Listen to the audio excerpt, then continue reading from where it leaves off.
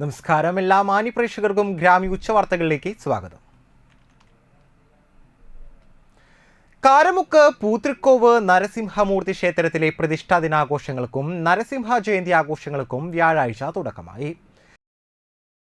May 17 മുതൽ 22 വരെ ക്ഷേത്ര ചടങ്ങുകൾക്ക് പുറമെ വിവിധ കലാപരിപാടികളും ഉണ്ടാകുമെന്ന് ഭാരവാഹികൾ പത്രസമ്മേളനത്തിൽ അറിയിച്ചു. ഞായറാഴ്ച രാവിലെ 6-ന് അഷ്ടദ്രവ്യ മഹാഗണപതി ഹോമം, 7:30-ന് പഞ്ചലോഹത്തിടമ്പിന്റെ പ്രാണപ്രതിഷ്ഠ, അഭിഷേകം, 8-ന് അഭിഷേകം, ശ്രീഭൂതബലി, എഴുന്നള്ളിപ്പ്, പ്രസാദവൂട്ട്, വൈകിട്ട് തായമ്പക എന്നിവ നടക്കും. മെയ് 22-ന് നരസിംഹ ജയന്തിയോടനുബന്ധിച്ച ക്ഷേത്രം തന്ത്രി പഴങ്ങാപ്പറമ്പ് കൃഷ്ണൻ നമ്പൂതിരിയുടെ കാർമ്മികത്തിൽ നരസിംഹമൂല മന്ത്രാർച്ചനയും, വൈകിട്ട് 7-ന് തൃശൂർ നടന സ്വാത്തിക അവതരിപ്പിക്കുന്ന മൃഗേന്ദ്ര എന്ന നരസിംഹാവതാര കഥയും ഉണ്ടാകും. പത്രസമ്മേളനത്തിൽ ക്ഷേത്ര സംരക്ഷണ സമിതി president Shaji Kuruppath, treasurer K Suryanarayanan, Sushma Sunilkumar, ക്ഷേത്രം ട്രസ്റ്റി ചെങ്ങലൂർ മന മുകേഷ് നമ്പൂതിരി എന്നിവർ പങ്കെടുത്തു.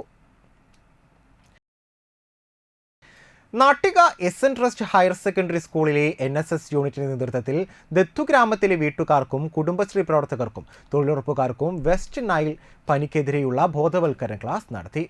ചടങ്ങിൽ NSS program officer Shalabha Jyothish അധ്യക്ഷയായി. NSS ലീഡർ KU ശ്രീലക്ഷ്മി ബോധവൽക്കരണ ക്ലാസ് എടുത്തു. കൊതുക് നിവാരണത്തിനുള്ള മാർഗനിർദ്ദേശങ്ങളും നൽകി.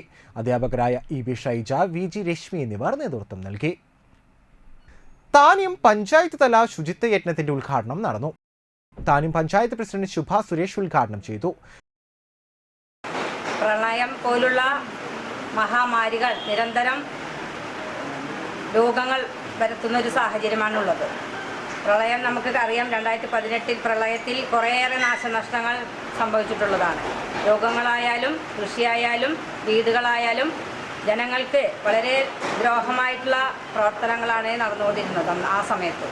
ഇനിയും അതിനൊരു മുൻതൂക്കം അല്ലെങ്കിൽ അതിനൊരു മുന്നേറ്റം എന്നതിൽ നിലയിൽ നമ്മൾ കുറേയേറെ പ്രവർത്തനങ്ങൾ ചെയ്യേണ്ടതായിട്ടുണ്ട്. അതിനുവേണ്ടി ഇന്നു മുതൽ നമ്മൾ നമ്മുടെ വാർഡുകളിൽ ശുചീകരണ പ്രവർത്തനങ്ങൾ തുടങ്ങിയിട്ടുണ്ട്.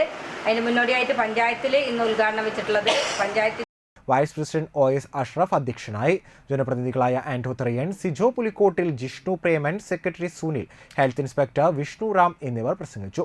ശനി ഞായർ ദിവസങ്ങളായി താന്യം പഞ്ചായത്തിലെ മുഴുവൻ വാർഡുകളിലും ശുചിത്വ യജ്ഞം നടക്കും.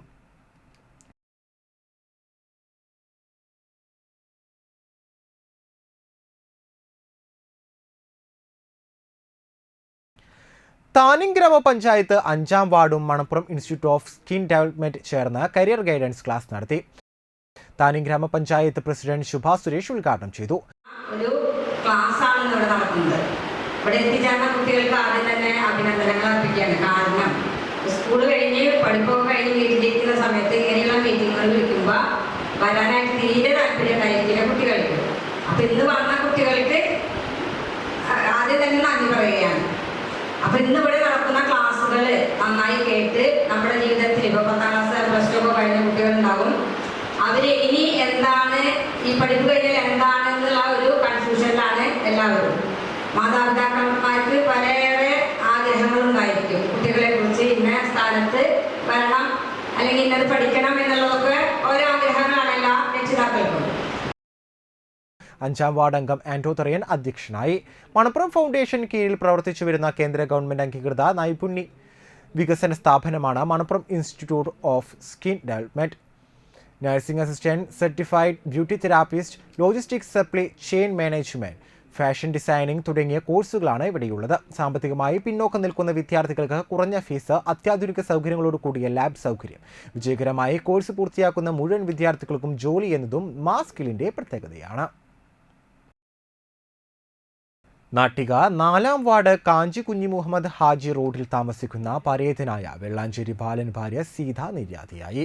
മക്കൾ കൽപ്പന, ഭൂപേഷ്, ഉല്ലാസ്, മരുമക്കൾ വിശ്വനാഥ്, ജീജ, ഇന്ദു.